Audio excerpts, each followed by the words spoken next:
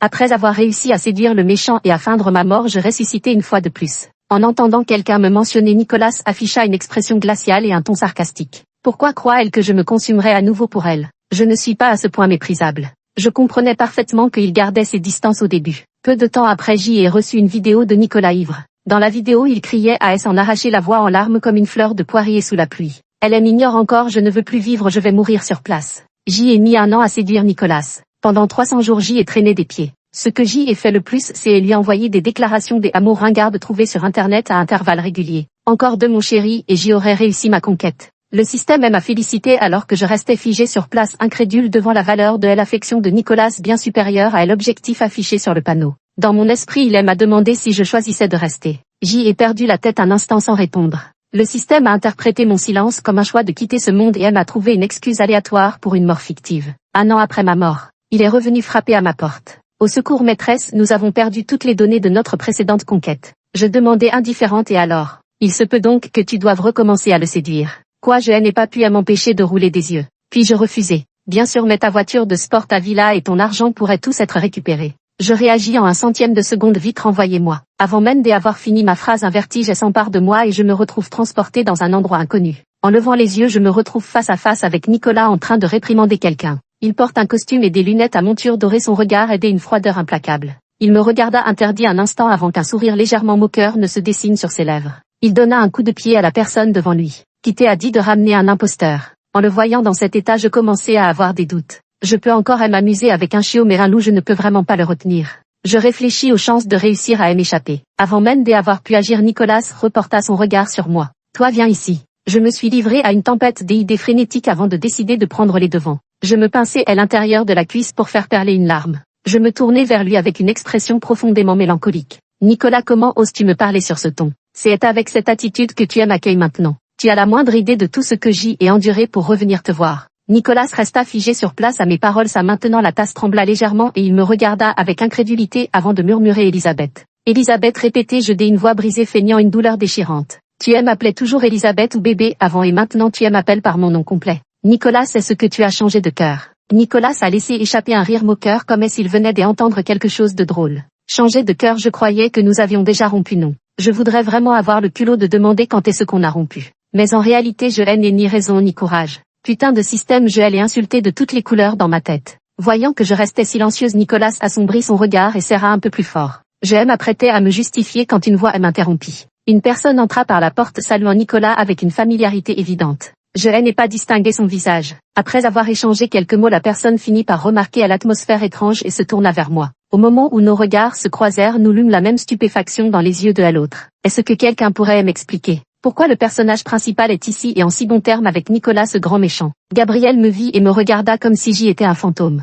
Il réfléchit quelques secondes avant d'avoir une révélation. Il regarda Nicolas avec un regard difficile à décrire. Non mec, t'as trop lu de romans là, tu fais de la littérature de sosie. Mais où as-tu trouvé cette personne? Elle ressemble trait pour trait à Elisabeth. Putain, t'as pas fait refaire ton visage pour lui ressembler si. Je me demandais s'il a pas perdu la boule. Gabriel sent mon regard et hausse involontairement le ton. Putain de merde, même le regard est identique. Elisabeth adorait me regarder avec ce même air de me prendre pour un con. Je n'ai pas pu m'empêcher de lui lancer une insulte. L'étonnement dans les yeux de Gabriel ne fit que croître. Tu ressuscites 2 ans plus tard. Je n'ai toujours pas compris comment Gabriel avait pu devenir le héros d'une romance sucrée. Après avoir confirmé que j'y étais bien réel, Gabriel promena son regard entre Nicolas et moi. Elle fronça finalement les sourcils et demanda à Nicolas, ne me dis pas que tu vas lui pardonner après seulement 2 phrases. Nicolas toussota pour dissimuler son embarras et répondit avec une certaine obstination, pas question. Gabriel n'y crut manifestement pas et se lança dans une diatribe contre lui. Cette fois tu dois vraiment être impitoyable, sinon que feras-tu si elle te manipule à nouveau? Ce qui est trop facilement obtenu et n'est pas apprécié à sa juste valeur, cette fois tu ne dois absolument pas accepter à la légère.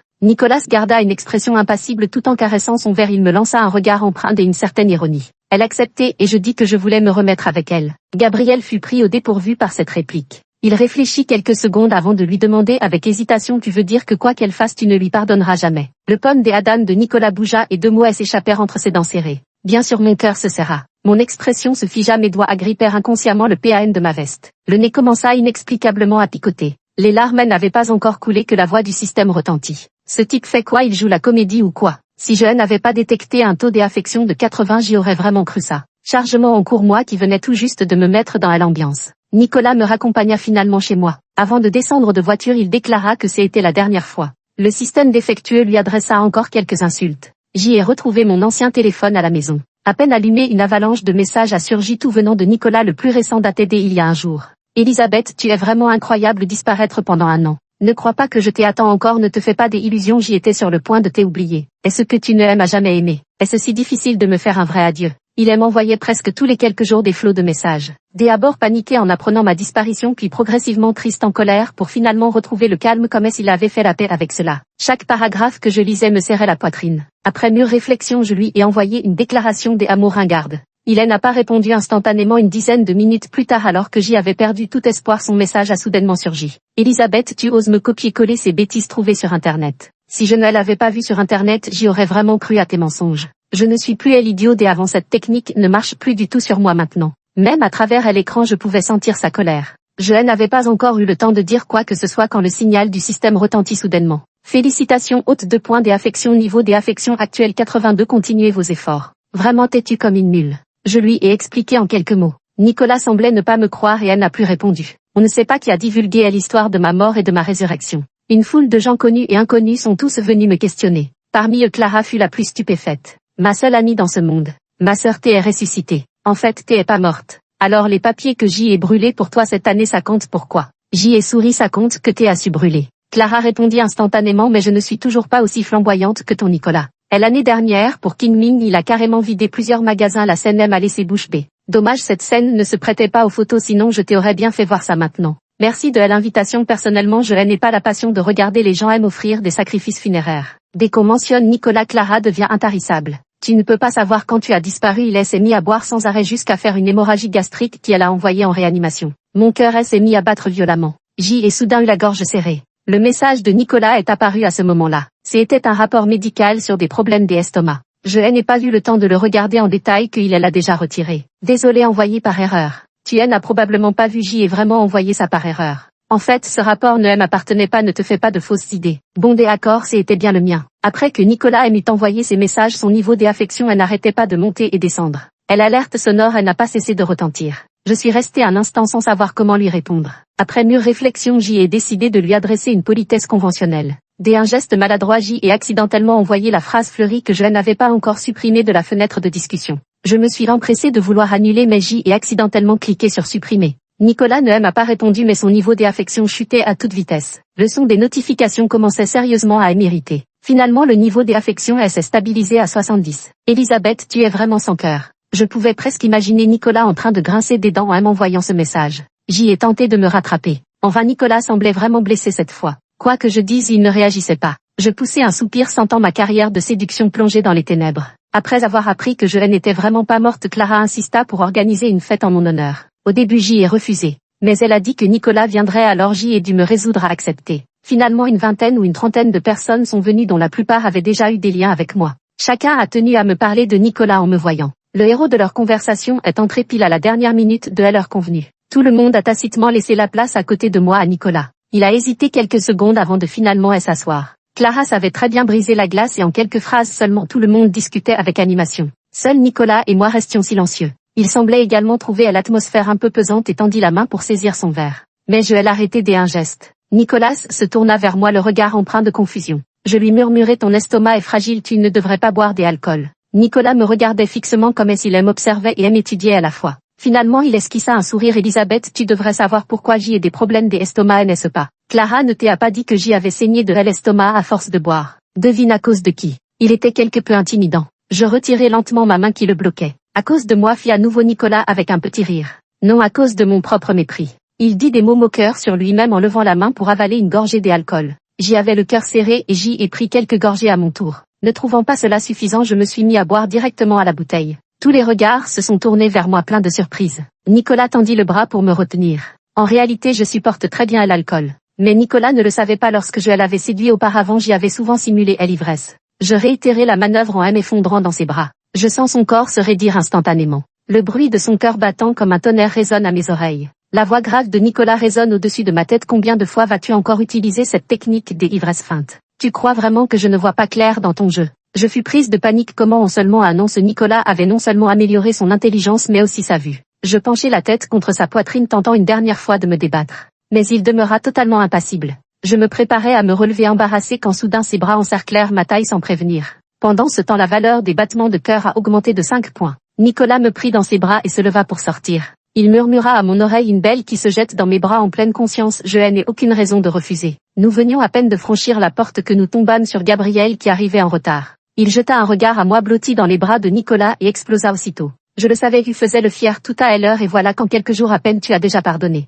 Si je n'avais pas encore été en train de jouer la comédie, j'y aurais carrément dû me lever pour en découdre avec Gabriel. Ce type est vraiment rancunier. Je lui ai juste mis quelques bâtons dans les roues quand il draguait quelqu'un. Était-il vraiment nécessaire qu'il me le fasse payer maintenant? Nicolas ne lui répondit pas directement et lâcha une phrase décousue. Elle est ivre. Ivre, le ton de Gabriel était empreint d'une incrédulité totale. Tu te moques de moi, c'est ça. Elle m'a déjà mis KO plusieurs fois à boire. Tu ne connais peut-être pas sa capacité mais la mienne tu la connais non. À moins qu'elle ait bu pendant des heures sinon elle te ment carrément. Gabriel aurait-il un peu trop la belle vie ces derniers temps? Tu crois vraiment qu'en épousant l'héroïne comme le héros tu pourras dormir sur tes deux oreilles? Dans quelques mois quand son premier amour reviendra il va en baver. À l'évocation de cette scène je n'ai pu réprimer un petit rire. Nicolas me jeta un regard en baissant les yeux. Le ton était quelque peu grave. Si tu veux jouer, joue sérieusement. J'y ai eu un tic au coin de la bouche. Gabriel était complètement stupéfait. Nicolas m'a porté jusqu'à la voiture. Mais il a tardé à démarrer. Il s'appuyait contre la fenêtre, une main soutenant sa tête tandis qu'il me regardait et l'autre tapotant le volant de manière distraite. Même les yeux fermés je pouvais toujours sentir son regard posé sur moi. Je tins bon quelques minutes, finalement je n'en pus plus, je lui lançai un regard exaspéré. Un léger sourire flotta sur les lèvres de Nicolas qui m'observait avec une tranquille satisfaction. Je pensais que tu pourrais jouer la comédie toute la soirée. Il était vraiment devenu mauvais avant quand je faisais semblant d'être ivre, il était complètement désemparé, le bout des oreilles rouges sans rien à voir avec son détachement actuel. Tu l'as fait exprès, lui reprochai-je. Nicolas trouvait la situation plutôt amusante et le sourire qui jouait sur ses lèvres s'accentua. Tu parles de cette fois-ci ou des fois précédentes? Je lui lançai agacé. Tu l'avais remarqué avant, alors pourquoi tu ne m'as rien dit pour te moquer de moi? C'est ça. Avant j'y appelais ça du jeu amoureux. La voix de Nicolas était étrangement sérieuse. Mon visage s'est sérieusement empourpré. J'y ai pressé le bouton de la vitre de manière désordonnée. Une bouffée d'air froid s'engouffra à l'intérieur me rendant lucide un instant. Et n'importe qui aurait deviné que sa prochaine phrase ne serait certainement pas des plus aimables. Je fis exprès de ne pas lui demander. Nicolas continua de parler comme si de rien n'était. À force de te faire berner à répétition, même Hello Kitty finirait par se fâcher. C'est juste que tu utilises toujours la même technique, il n'y a plus aucune originalité. Je fis l'amour refusant de me laisser intimider. C'est parce que je ne l'ai utilisé que sur toi maintenant, si je l'utilise sur des autres ça aura un effet de nouveauté. Félicitations aux 5 points des affections actuelle 80, continuez vos efforts. Après avoir tourné en rond pendant plusieurs jours, on en revient au point de départ. Nicolas réprima un sourire, resta silencieux quelques secondes puis me dit tu ferais mieux de ne pas l'utiliser sur des autres. Après tout le monde n'est pas aussi vertueux que moi. Il ose dire ça comme si ce n'était pas lui qui m'avait volé un baiser et puis quoi encore. On aurait dit qu'il voulait que tout le monde le remarque avec son visage rouge écarlate et sa démarche maladroite. À cette pensée je n'ai pas pu m'empêcher de rire. Nicolas me voyant sourire avec malice se sentit quelque peu vexé et en colère. À quoi penses-tu avec ces idées farfelues? Mon sourire ne faiblit pas un an sans se voir et te voilà devenu si autoritaire à vouloir tout contrôler, même mes pensées. Ne parvenant pas à me contrer, Nicolas tendit la main pour démarrer la voiture cherchant à détourner l'attention. Je venais à peine de tourner la clé quand je me suis soudain rappelé que j'y avais bu. J'y ai dû renoncer et sortir mon téléphone pour commander un chauffeur. Nicolas et moi étions rassis chacun d'un côté à l'arrière, à une distance où une personne de plus aurait pu s'asseoir entre nous. Je regardais le paysage qui défilait derrière la vitre, mes paupières devenant peu à peu lourdes. Elle s'affaissa de travers en direction de ce côté, pour finalement s'effondrer contre l'épaule de quelqu'un. Dans mon état de semi-conscience, j'y ai cru entendre le signal sonore du système indiquant une augmentation des affinités, ainsi que la voix de Nicolas. Cette fois tu joues plutôt bien la comédie. Sur ces mots il baissa lentement la tête et déposa un baiser sur mon front. Ce n'est qu'en recevant le faire-part de mariage de Gabriel que j'y ai enfin compris ce qui avait occupé Nicolas tous ces jours-ci. Il était en train de jouer le rôle de garçon des honneurs. Le scénario actuel est complètement incohérent. Le héros et l'antagoniste, loin d'être ennemis jurés, sont devenus des amis inséparables. Est-ce vraiment logique? Le jour du mariage, lorsque Nicolas est apparu devant moi dans son costume sur mesure, j'y ai eu le coup de foudre malgré moi. Le bout de mes oreilles et mes joues ont commencé à rougir. Nicolas, me voyant dans cet état, s'approcha délibérément de moi et souffla dans mon oreille. Je reculai de quelques pas troublé. Il avança pas à pas d'un ton léger. Rougir comme ça, quel manque de courage. En fait, je serais encore plus élégant en costume de mariée, dommage que tu n'aies pas eu l'occasion de le voir. C'était quand je m'investissais le plus dans cette stratégie, j'y étais capable de sortir toutes les paroles douces pour le séduire. Nous avions même imaginé ensemble le décor de notre mariage. Chaque fois qu'une lueur d'espoir brillait dans ses yeux, mon sentiment de culpabilité grandissait un peu plus. Et l'atmosphère légère qui régnait encore quelques instants plus tôt s'était soudain alourdie après ces paroles, plongeant nous deux cœurs dans un silence éloquent. En dehors du son du système signalant la baisse du niveau des attractions. Quand il a été appelé par les autres garçons des honneurs, J et poussé un soupir de soulagement. Pendant le mariage, Gabriel avait les yeux embués de larmes à plusieurs reprises, semblant extrêmement ému. Nicolas debout à ses côtés semblait quelque peu dédaigneux. Je pris mon téléphone et pris quelques photos de lui. Lors de l'étape du lancer de bouquet, plusieurs personnes se portèrent volontaires et se précipitèrent. Je restais assise à ma place sans grand enthousiasme. Nicolas, elle n'avait pas non plus l'intention de s'avancer, mais le maître de cérémonie, voyant qu'il y avait trop peu de participants, elle attrapa carrément pour compléter le nombre. Il se tenait à l'endroit le plus marginal, semblant à n'y prêter aucune attention. Je me suis soudain souvenu du mariage de son ami auquel j'y avais assisté auparavant. Lors du lancer du bouquet, il se tenait au premier rang et s'apprêtant avec impatience. Finalement, il ne l'a pas rattrapé. Il en a été extrêmement déprimé et j'y ai passé toute la soirée à le réconforter. À cette pensée, je ressens une certaine amertume. Il a vraiment beaucoup changé et je sais que je suis la cause de tout cela. L'ambiance autour de nous atteignit son paroxysme. Je détournai mon regard de Nicolas pour le poser sur le bouquet que la mariée venait de lancer. Il a décrit une courbe parfaite dans les airs, pour finalement atterrir pile dans mes bras. Tous les regards ont suivi le bouquet jusqu'à moi. Après un bref silence, une ovation tonitruante a éclaté. Je saisis le bouquet d'un air hébété et levai les yeux pour croiser le regard de Nicolas. Les bruits environnants semblaient s'être évanouis à cet instant. Nos regards se rencontrèrent à travers la foule. Quelque chose en moi semblait croître de manière incontrôlable. Le maître de cérémonie m'a invité à monter sur scène. Il m'a demandé avec beaucoup d'enthousiasme si j'y avais un petit ami. J'y ai senti un regard brûlant à côté de moi et après un moment de silence, j'y ai secoué la tête. La plupart des personnes présentes connaissaient l'histoire entre Nicolas et moi. Des chuchotements ont parcouru la salle. L'animateur, un peu désorienté, essaie de reprendre le contrôle de la situation, mais je lui arrache le micro des mains. Je regarde Nicolas sans la moindre retenue. Je n'ai pas de petit ami, mais il y a quelqu'un avec qui je veux me marier. Ayant animé tant de mariages, l'animateur a suffisamment de perspicacité pour comprendre que mes relations avec Nicolas ne doivent pas être tout à fait ordinaires. Il m'a demandé avec curiosité qui était cette personne. J'y ai regardé Nicolas, ses yeux étaient emplis d'émotions contradictoires. J'y ai souri au maître de cérémonie sans révéler clairement l'identité de cette personne. Il n'est pas encore prêt, mais quand il le sera, je te le dirai certainement. Les cris d'encouragement ne cessent de retentir. Nicolas détourne le regard, son niveau d'affection bondissant à 90. Contre toute attente, le système m'adresse ses félicitations. Maîtresse, vous êtes incroyable, si cette tendance se maintient, vous pourrez bientôt rentrer. Il ne pouvait dissimuler son excitation, mais je n'arrivais pas à sourire. Après la cérémonie de mariage, Gabriel invita quelques amis proches à un dîner. Lorsque j'y arrivais, la plupart des invités étaient déjà là. Ils parlaient sans vraiment baisser la voix. Je me tenais sur le pas de la porte entendant quelqu'un prononcer mon nom. Nicolas, au jour de lui sur scène, la personne dont parlait Elisabeth, c'était bien toi, n'est-ce pas? La question ne se pose même pas, elle n'a quasiment pas donné son numéro de carte d'identité. Non, mais elle se prend pour qui? Elle disparaît pendant un an et elle revient avec ce genre de coup. Nicolas ne dit pas un mot du début à la fin, ma main resta posée sur la poignée de porte sans que je ne parvienne à l'ouvrir. Ils parlèrent tous en même temps pour défendre Nicolas avec indignation. Finalement, on lui demanda ce qu'il pensait maintenant. Un silence absolu s'abattit soudain sur la loge privée. Je serre les poings avec une certaine nervosité. Nicolas reste silencieux. Gabriel, n'en pouvant plus, lui lance avec franchise, en réalité tu l'as déjà pardonné dès le premier regard, n'est-ce pas? Ça n'a pas dû être facile de tenir tous ces jours. Ces questions rhétoriques laissent Nicolas sans voix. Gabriel était déçu qu'elle ne se soit pas montrée à la hauteur. Peux-tu garantir qu'elle ne partira plus, et si elle repart, que feras-tu? Te suicideras-tu à nouveau? Les paroles de Gabriel me parvenaient clairement et distinctement. Le mot suicide résonna douloureusement à mes oreilles. Je me suis soudain sentie toute molle avec une respiration difficile, une sensation de froid a commencé à remonter depuis mes pieds. Nicolas a finalement rompu le silence comme s'il se mettait en garde et se persuadait lui-même. Pourquoi croit-elle que je vais encore me consumer pour elle? Je ne suis pas civile. Laisse-moi rire, rétorqua Gabriel sans ménagement. Combien de fois as-tu agi sans le moindre scrupule? Je me demande bien quel filtre elle t'a fait avaler. Nicolas eut un ricanement méprisant avant de répliquer, tu oses me faire la leçon. Tu crois vraiment qu'en te mariant tout le monde oubliera les années où tu rampais comme un chien? L'atmosphère entre les deux devenait de plus en plus tendue, les autres ont commencé à s'interposer. Vous deux les petits frères feriez mieux de ne pas critiquer l'aîné. Exactement, vous vous battez tous les jours pour jouer les toutous. J'y avais trop honte pour le dire avant, mais aujourd'hui j'y ai enfin saisi à l'occasion. En fait, personne ne se soucie du fait que vous ayez une femme. Exactement, qui vous a demandé vous deux?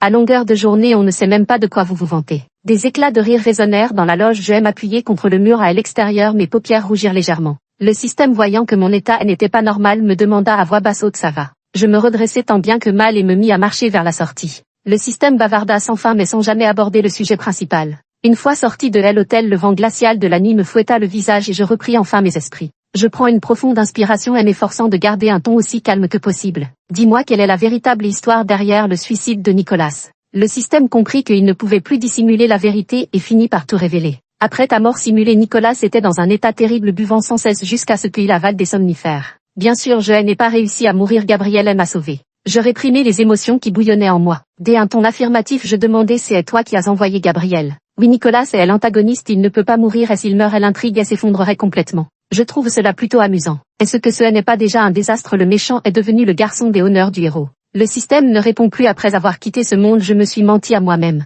J'y ai essayé de me convaincre que Nicolas ne me connaissait que depuis peu, que je n'avais rien fait pour lui. Comment pourrait-il m'aimer à ce point? Mais les données brutes et son comportement après mon départ m'empêchaient de continuer à me mentir. Il avait toujours pris très au sérieux cette relation, l'aider à un malentendu. Tandis que moi je l'avais trompé du début à la fin, c'était injuste pour lui. À partir de ce jour-là j'y ai commencé à travailler avec négligence. Je n'avais vraiment pas le courage de blesser Nicolas à nouveau sous prétexte de le séduire. Il m'a envoyé plusieurs messages, je les ai tous lus sans répondre. Après plusieurs tentatives infructueuses, Nicolas a cessé de me contacter, mais c'est à Gabriel qui m'a finalement envoyé une vidéo. Dans la vidéo, Nicolas semblait ivre affalé sur le canapé, il marmonnait quelque chose, la caméra s'est rapprochée capturant ses paroles. Elle m'ignore encore, je ne veux plus vivre, je vais mourir sur place. J'y ai enregistré la vidéo et Gabriel m'a envoyé quelques messages supplémentaires. À détruire après lecture, si ça fuite, Nicolas me tuera pour de vrai. J'y ai ri malgré moi, mais je suis resté immobile devant la fenêtre de discussion avec Nicolas, incapable d'écrire. Lui envoyer un message pour lui donner de l'espoir et ensuite me demander je ensuite réussir à le séduire pour l'abandonner à nouveau.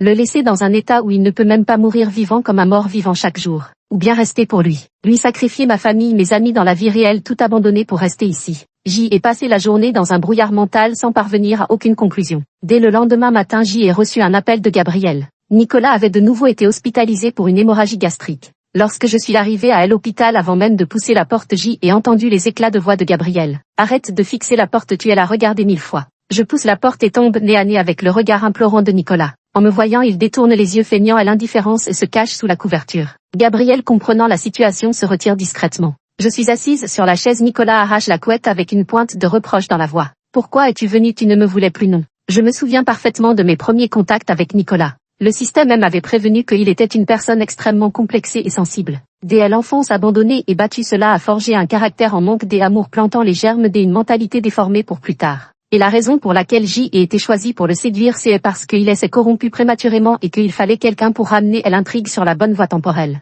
Mais il s'était trompé dans ses calculs. À cet instant, Nicolas me regarda et me posa ces deux questions. C'était exactement comme autrefois, une sensibilité teintée d'une certaine obstination. Je posai ma main sur la sienne et lui dis mot à mot le jour du mariage de Gabriel, je vous ai entendu parler à l'extérieur de la loge. Nicolas réfléchit quelques secondes comme s'il se remémorait ce jour-là. Les souvenirs remontaient peu à peu et il saisit ma main avec une certaine panique. Elisabeth, je suis juste têtue, ce n'est pas ce que je voulais dire. Il s'empressa de m'expliquer mais je l'interrompis. Nicolas, ce n'est pas de cela dont je parle. Il a poussé un soupir de soulagement mais en voyant mon expression sérieuse il s'est de nouveau senti sur des charbons ardents. Qu'est-ce que c'est? Un flot d'amertume monta en moi. Après une pause, je lui dis après mon départ, tu t'es suicidé, n'est-ce pas? La chambre des hôpitaux ne résonnait plus que du bruit mécanique des appareils. Je l'interrogeai du regard en silence et il hocha la tête. Des larmes tombent sur nos mains entrelacées. Il leva la main pour essuyer la larme au coin de mon œil. Je ne suis pas morte finalement, non. Je ne pouvais pas retenir mes larmes. Il m'a serré dans ses bras et a murmuré Elisabeth, ne me plains pas. En sortant de la chambre des hôpitaux, Gabriel s'appuyait contre le montant de la porte comme s'il m'attendait.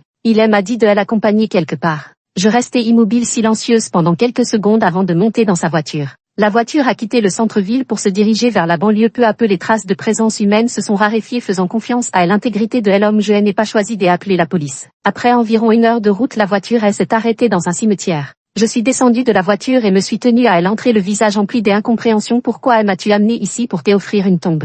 J'y ai eu un tic au coin de la bouche mais je l'ai quand même suivi à l'intérieur. Pour être honnête, il est difficile pour quiconque de rire en voyant sa propre pierre tombale. Je fixais cette photo où je souriais d'un air radieux ainsi que les mots épouse bien-aimée gravés sur la pierre, perdant un instant la notion du temps. Des rosiers, mes fleurs préférées, bordaient les côtés de la tombe, cela n'était pas encore la saison de leur floraison. Gabriel se tenait à côté allumant une cigarette. Le jour de ta mort, il est resté assis sur les lieux de l'incendie tout l'après-midi. Le système m'a préparé un incendie. Le corps a été entièrement consumé par les flammes, ne laissant que les chaussures que je portais ce jour-là. Ces chaussures avaient été fabriquées sur mesure pour moi par Nicolas, unique au monde, personne ne pourrait en douter. Ta mort était vraiment parfaite, le moment, le lieu, la cause de l'incendie, tout semblait être un accident totalement imprévu. Gabriel se tenait à côté de moi soufflant des ronds de fumée. Nicolas est un type plutôt étrange. Quand il a appris ta mort, il n'était pas vraiment triste, juste un peu désemparé comme s'il avait été abandonné. Mes poings se serraient sans cesse à mes côtés, ma respiration devenait de plus en plus lourde. Une idée presque absurde ne cessait de prendre forme dans mon esprit. Gabriel écrasa son mégot et posa son regard sur une pierre tombale au loin. Tu l'avais deviné, n'est-ce pas? C'est Nicolas qui l'a préparée pour lui-même. Je suivis son regard et vis cette pierre tombale laissée vierge. 2 pierres tombales de même style étaient placées côte à côte très proches l'une de l'autre. Au loin le ciel était chargé de nuages sombres, une fine pluie ne tarda pas à tomber, je restai debout devant les stèles sans changer de ton. Gabriel, comment se fait-il que toi et Nicolas soyez soudain devenus si proches? La pluie s'intensifia progressivement et Gabriel m'attira à l'intérieur de la voiture. Les gouttes de pluie crépitent contre la vitre de la voiture. Gabriel ne dit pas un mot durant tout le trajet et me ramena à l'hôpital. Juste avant que je descende, il prit soudain la parole. Après ta disparition, il a perdu tout goût pour la vie, comment aurait-il pu encore penser à me contrer? Je aime arrêter net, ne m'attendant pas à cette réponse. Je suis venu chaque jour pendant que Nicolas était hospitalisé. Il avait changé, abandonnant son attitude précédente de dur à cuire comme autrefois, il ne cachait plus ses sentiments, se montrant jaloux sans raison et me faisant parfois des câlineries. On aurait vraiment dit que nous étions revenus en arrière. Son niveau d'affection est bloqué à 98, ni plus ni moins. Pour la première fois, j'y apprécie que le temps soit éternel, rester ainsi ne serait pas mal, pas besoin de faire des choix déchirants.